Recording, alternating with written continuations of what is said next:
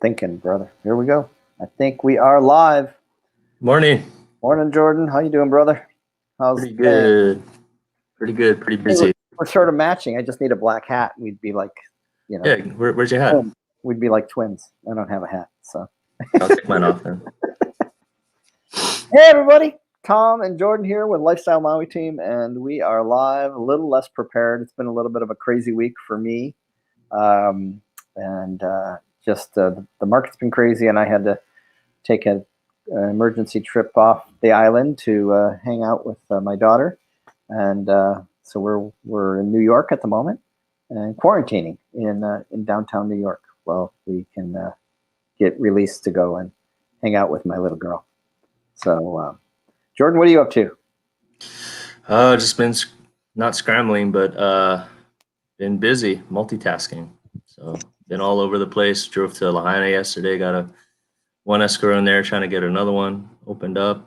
So West Side properties. It's so nice though. Like when you drive out there, you go across the Pali and you go on the upper bypass highway. And I tried to do a live, so I've been doing the video challenge every day. And I tried to do one as I was coming back. I did this great video. I actually stopped on the side of the road at the bypass, and you know where there's that amazing overview of the ocean. Yes, it's just gorgeous. Like right down in front of Laniapoko in that area. Yeah, exactly. So I saw some whales and I was like, oh, perfect. So I like veered off the side of the road, jumped out of my car, started videoing. I was like, hey, check out the whales over here. And then went and I'm like, yeah, I'm in, did this whole video.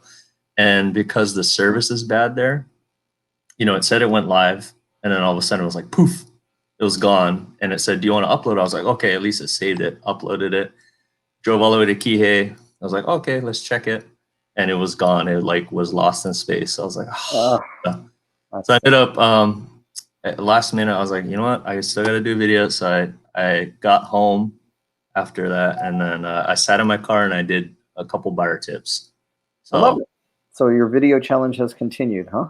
I love that. So yeah, for those of you watching, I challenged our company, everybody in the company, to do a 28-day video challenge for the month of February. And I told them, we encouraged them to go live, go on Facebook, go on TikTok, go on Reels, on Instagram, and do any kind of videos, or just even video texting, anything that you can do.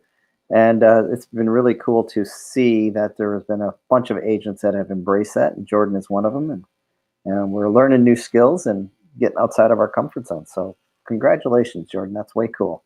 So thanks, man. Yeah, it's fun. So the good news is this is sort of like our video for the day, right? I guess, yeah, sure. I might do another one. Yeah, it's fun. It's good. It gives me opportunities each day to look for something to video, and I have a good amount of followers that are following every time and watching live. I like to go live. Like it's fun because it kind of takes the a lot of people don't want to do live because they don't want to mess up. I'm at that, I'm just like, hey, let's just go for it, like whatever. Yeah. I'll say stupid stuff or whatever, but you just got to get comfortable with video. I think it's the spontaneity of it. It's just, going live and giving people, two things. One is I think it's so cool that this video challenge is forcing all of us to stop and sort of pay attention to more of the things that we take for granted in Maui, in life, and whatever that might be. And, our goal is not to be talking about real estate. Our goal is to talk about whatever is important and whatever that might be. So I think that's really the coolest thing that we're seeing with the agents that are going live and exploring that path. They're going on video. And then the live part of it, it's sort of like if you're at a party and you're just sort of talking and, sometimes you say stupid stuff and sometimes you make a mistake and you just recover and you go on. So. And the good thing about going live is you can go live, and if you say something really stupid, you just don't have to share it. Yeah, right. So far, I haven't done that, so that's good. Knock on wood. I did it a few times where it's like, oh, I'm not going to put this out there. This is bad.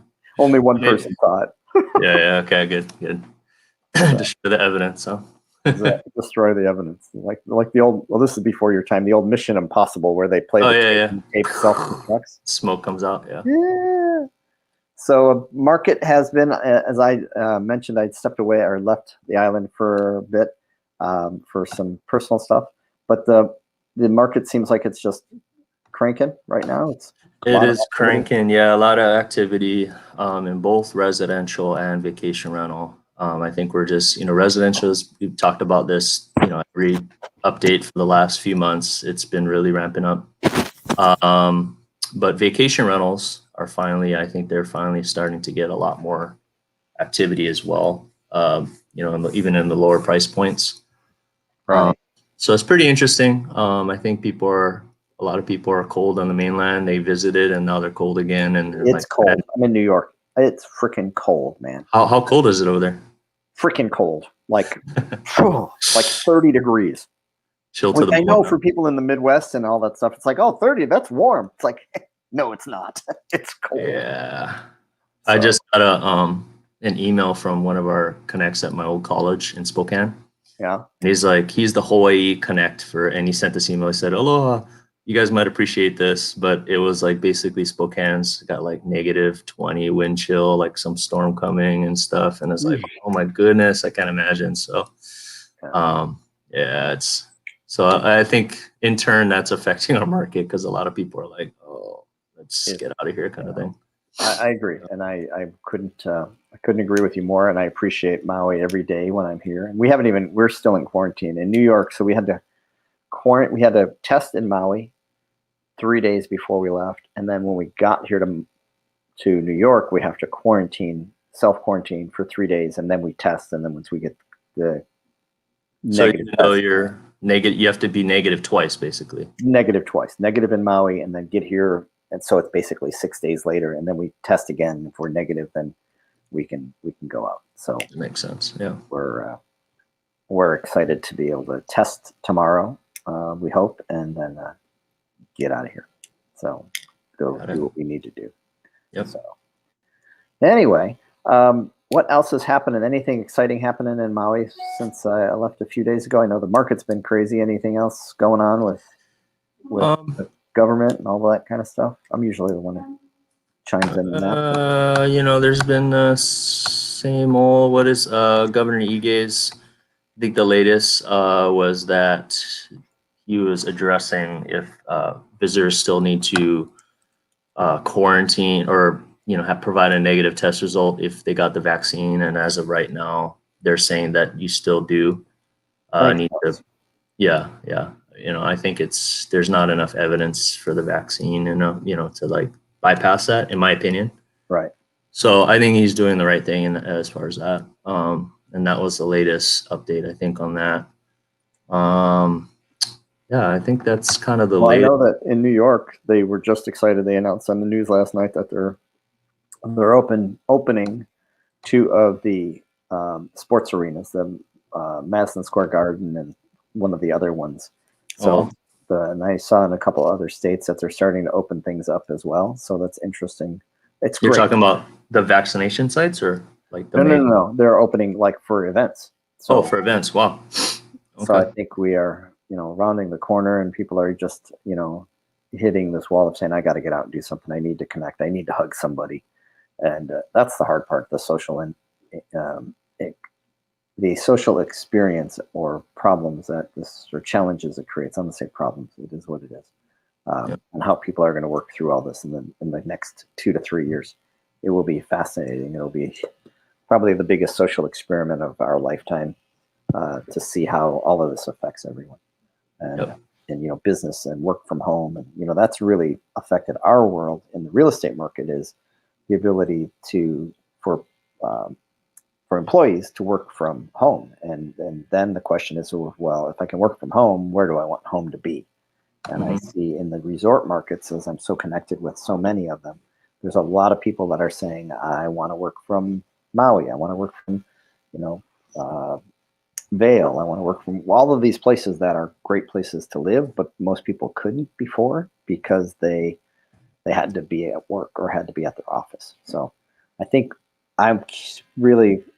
it'll be fascinating to see how it affects our resort communities and our second home markets and our urban. I think we're going to see rural markets being affected a lot as well where prices were far less expensive and somebody could get, not necessarily that it's a resort, but, where they could buy an acre of property and have room to spread out and all kinds of things like that. So I think our whole real estate dynamic we're in a paradigm shift, and it's going to be fascinating to see how it shakes out. And I would not even begin to guess how it is, but I think it's something that I find fascinating, being a student of the industry for 30 years, to follow it and see how it's going to change, because it's going to change. And then you add that with the stock market hit another new all-time high over 3,100, something, 31,000, whatever it is. It's just like, what? This is just crazy to me. So we'll see what all happens. Yep. No one has a crystal ball. No. It's interesting because even here, within the real estate market, it's hard to, like you're saying, it's so hard to predict. And when, clients are asking us, hey, what do you think is going to happen in the next 3 to 6 months? I'm just like, I used we don't know what's going to happen in the next 3 to 6 days, let alone months. I feel like, like last year pre-COVID, we had a pretty good handle and we could kind of predict what was going on, at least give them a general. But I mean, there's been a few times where I've told clients, this is where I think it's going to go. And now I'm just like, you know what, like, who knows kind of thing. So it's very not interesting. correct. Yeah. So I agree. So, but the good news is I think we have between you and I and being on the market, we're in it every day. I think we have a way better understanding to be able to interpret what's happening in the here and now better than most, which is good. I do everything I can to stay on the cutting edge of what's happening nationally. And that, I think, helps us to motivate. I know that through the course of this, when we run our office meetings, I've said a handful of things and I look back and it's like, wow, I was right. So I said a few things I was wrong on too, but for the most part, the guidance that we've shared has been, get listings, be prepared. The market's going to change, and I didn't anticipate we would have such a crazy market, but we're adapting and doing the best we can. So, and I would encourage anybody, if they've been thinking about selling real estate in their portfolio or some of it, now may be an opportune time. But if you've got to sell it and buy something else, what you're going to replace it with is something that's a concern. So just keep that in mind too. Get some counsel if you are thinking about that. Reach out to your realtor wherever that market might be. If it's in Maui, we'd love to help you with that. Even if it's anywhere, we'd love to connect you with a realtor that's tuned into the market. And that's one of the things that I think is important. I just saw yesterday, and I won't mention any names or anything like that, but in Maui, there was a piece of real estate that got listed. And I saw it and it's like, oh my gosh, this agent just missed the price by $100,000. And lower, you mean lower? Too low, because they haven't, their mind hasn't progressed with the market.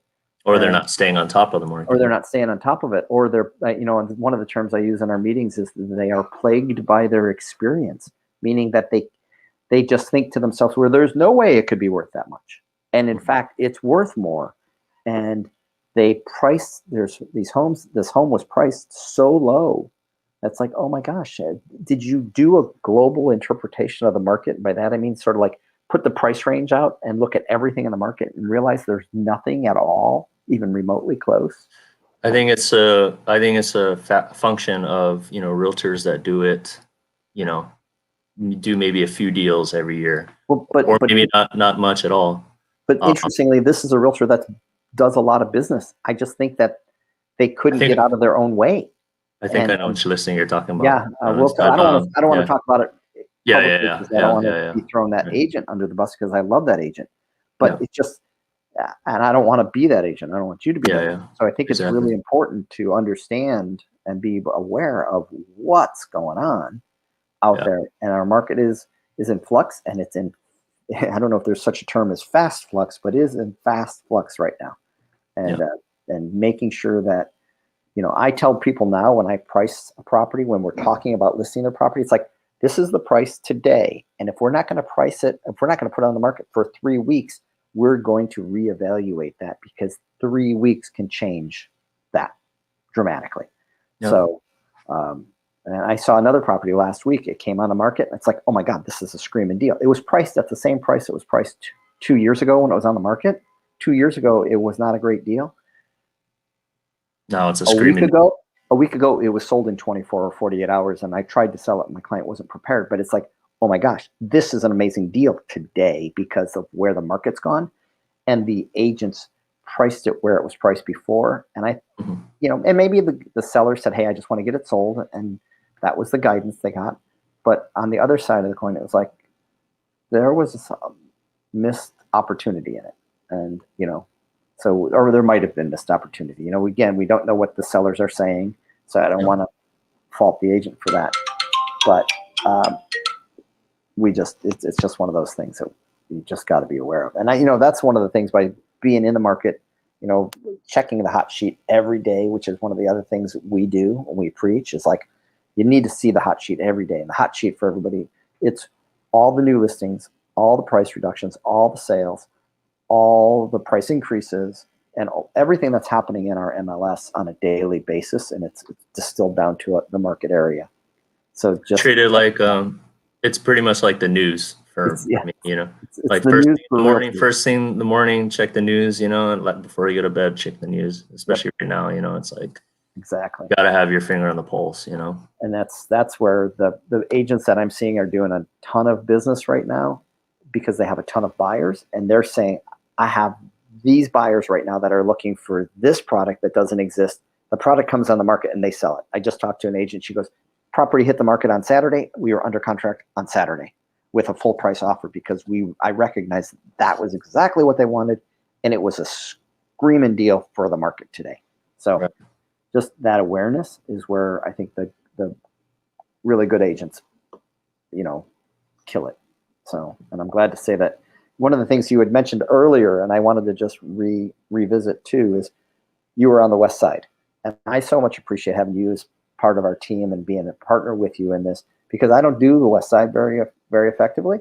And I'm so excited that I can say, hey, Jordan, take this. You know the West Side so well, and we work together like that. So just having those resources, because the West Side's a different animal than the South Side. And I would much rather hand my clients that are reaching out to me to you to make sure they get great service, as opposed to just taking anything and everything I can get. So I think that's an important part of the puzzle too. So thank you for that. Yeah, thanks. So, all right. What else we got? We got so New York, you're there for a little bit, huh? Yeah, not sure how long I'm going to be here. We got some, like I said, some issues or some personal stuff here. My daughter's not having a little bit of health stuff going on, so we're going to be attending to that, and you're going to be handling everything for a couple weeks. So I appreciate that as well. So all right, man. I think we've covered it. We are. We'll hopefully be on next week, and be on the lookout for Jordan's videos. And I think I recorded a bunch of videos a few days ago, and we're releasing those. And I don't know where I'm at. I've sort of been distracted for the last couple days. But I'm trying to do reels. So if you're out on Instagram, follow me on Instagram. I think we're under the Lifestyle Maui tag on Instagram, or Tom Tezak. And Jordan, where can people follow you? Where are you putting your just my name. Just my name. My name, yeah. My business page is on there. Oh, so Facebook is where you're at, is what I'm saying. Facebook and Instagram. I'm Facebook trying and to Instagram. spread them in both. I'm doing a lot of live videos on Facebook, though. That's where I find the most followers. Reels, are you doing any did you do any dances or anything? I see that. No, I didn't do any dances, but I learned how to do, you point where the text shows up. If you go back to I think it was my second yeah. And then you can yeah, it comes and goes.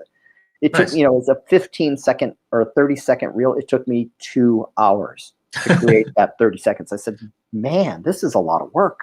So, and then my favorite one that had pretty much no traction it was the Maui chicken dance, and it was a bunch of the roosters running around to the song. If you've been to a wedding and they played the chicken dance song where everybody yeah.